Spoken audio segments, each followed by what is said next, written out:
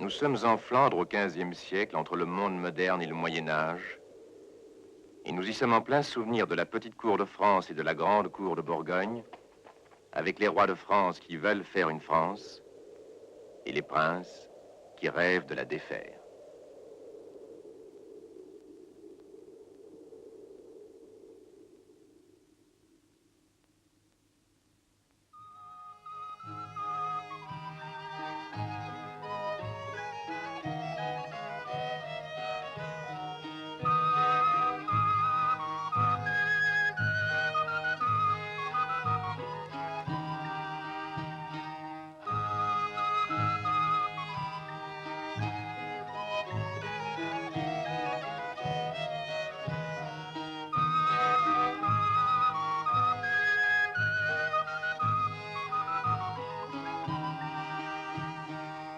Nous voulons évoquer ces temps de violence et de ruse, de finesse en politique, de sauvagerie en fait, de perfidie, de trahison, de serments jurés et violés, de révoltes dans les villes,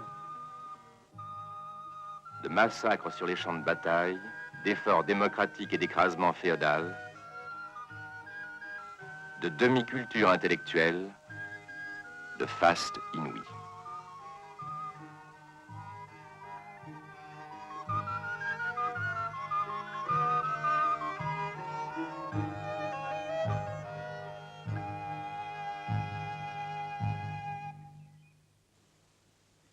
Rappelez-vous seulement cette haute société bourguignonne et flamande, cette cour gantoise, si luxueuse par les habits, si raffinée par les élégances, si négligée au fond, superstitieuse et dissolue, païenne en ses fêtes, dévote à travers tout cela.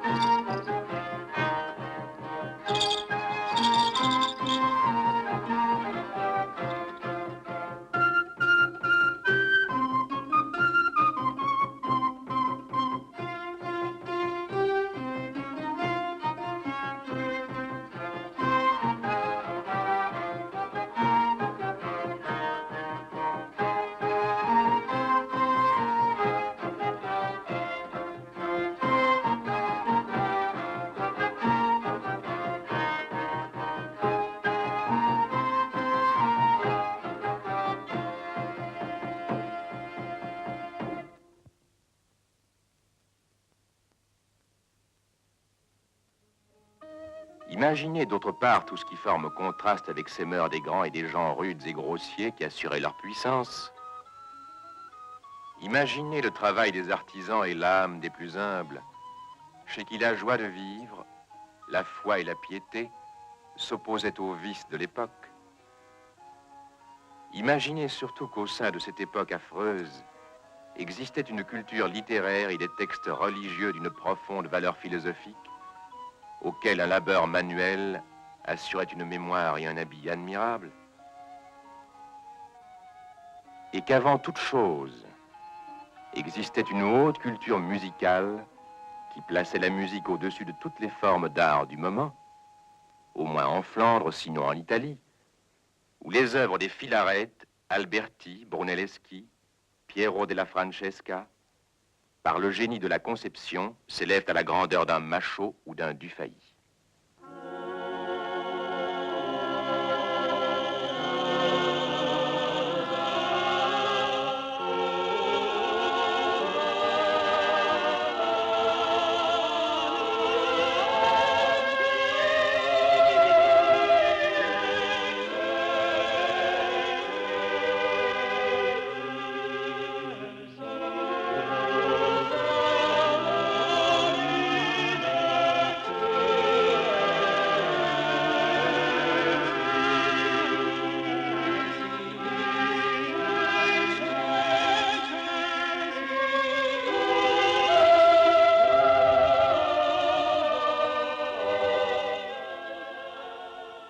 En Flandre, un climat rude engendre une race rude, lente dans sa pensée et ses actes, mais puissante, tenace et recueillie. Il faut dire que les peintres de cette race possédant une personnalité extraordinaire. Et cette personnalité, pour autant que nous puissions le savoir, ils l'acquièrent avec les Van Eyck.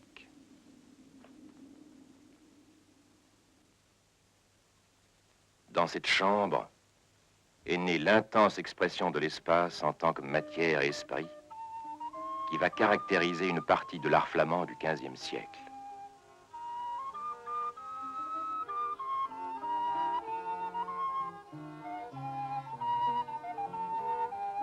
Dans cette chambre est née l'expression la plus haute du silence, mystère des êtres de l'espace.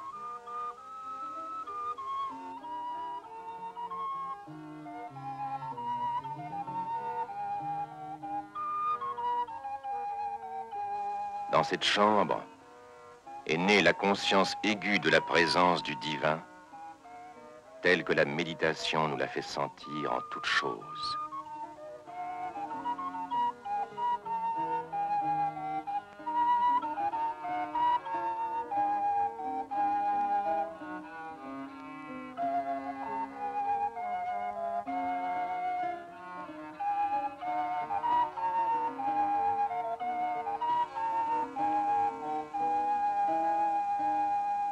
C'est par la multiplicité des détails et l'intensité de leur expression que les primitifs flamands tentent d'exprimer le monde abstrait des plus hautes pensées. Leur insistance est telle qu'elle nous fait voir à travers l'apparence des formes les réalités éternelles.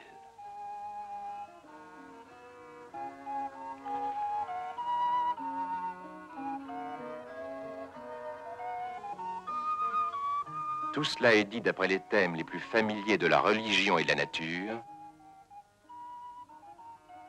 et ainsi le monde dans lequel vivaient ces peintres ne leur fut pas étranger.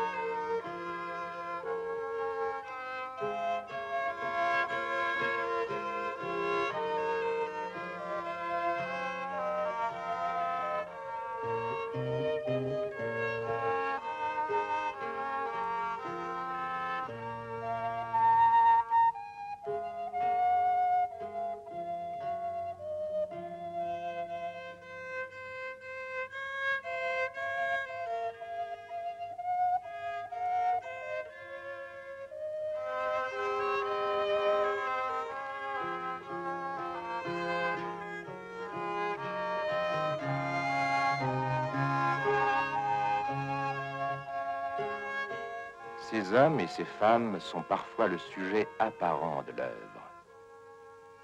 Et certains de ces portraits sont si beaux que les visages ne servent plus qu'à l'expression d'une ordonnance supérieure des choses. C'est là un moment exceptionnel dans la peinture flamande, où toutes les parties constituant une œuvre ont une importance absolument égale. Le silence, ce dieu de l'espace, est aussi bien exprimé dans le visage d'un homme que dans la fleur qu'il tient à la main.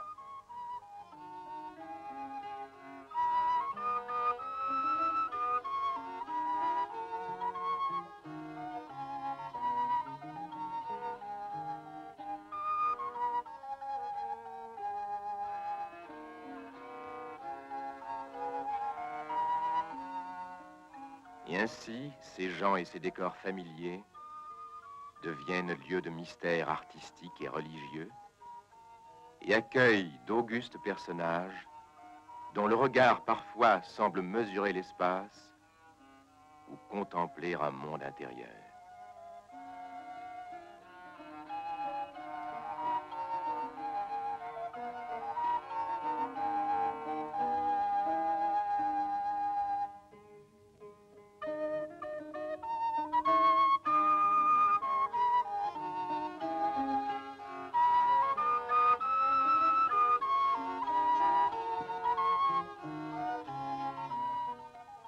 Avec eux, voici les paysages et les gestes de tous les jours.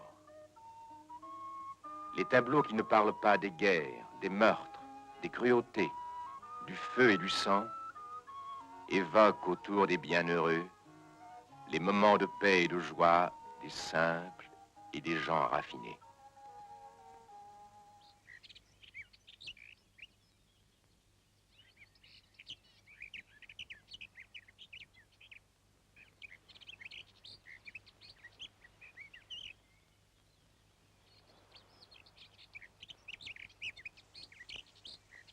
Le blé était pénible à faucher, mais la moisson une promesse.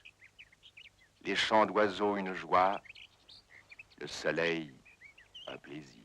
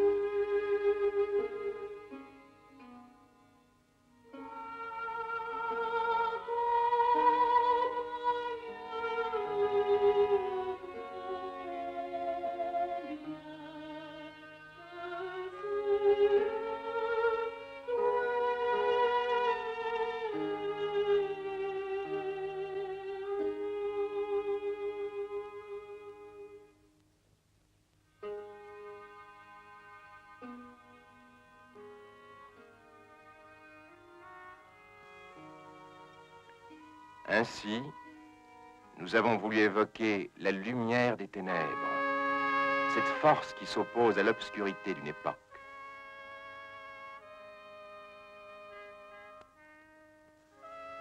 cette force qui est faite des gestes des artisans, de l'amour de la paix, des œuvres des peintres, des sculpteurs, des poètes, des architectes, des musiciens, du poids des pensées et des purs sentiments.